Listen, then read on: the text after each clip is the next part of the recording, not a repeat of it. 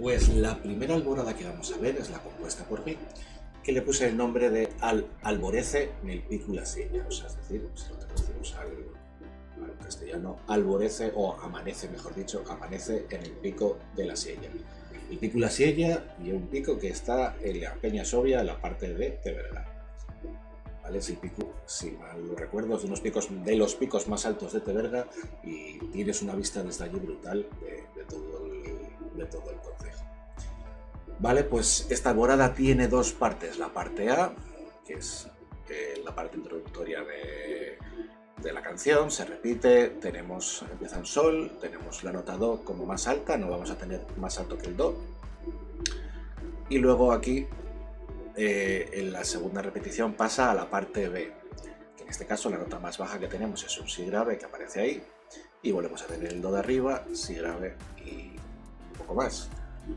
Te invito a escuchar la canción en la siguiente parte y si quieres tocarla ya directamente, pues te voy a poner ya las notas para que puedas tocarla. Así que te animo a que puedas ya empezar a tocar tu primera alborada, que puede ser, en este caso, Alborece nel pico la sieña.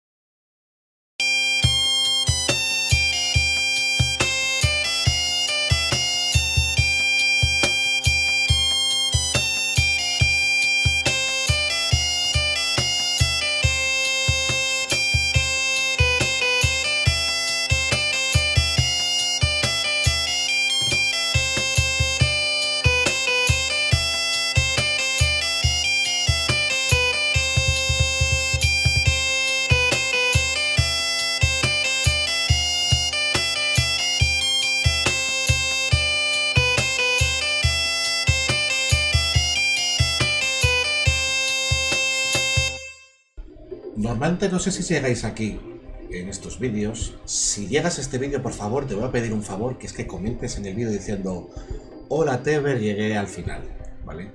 O lo que te apetezca, diciendo que llegaste al final. Es por saberlo porque muchas veces veo las estadísticas y no sé la gente que llega. El siguiente vídeo que vamos a hacer va a ser la siguiente alborada. Es una alborada compuesta para el grupo Felpeyo, por uno de sus integrantes, y te animo a que veas el siguiente vídeo a ver qué te parece la siguiente alborada.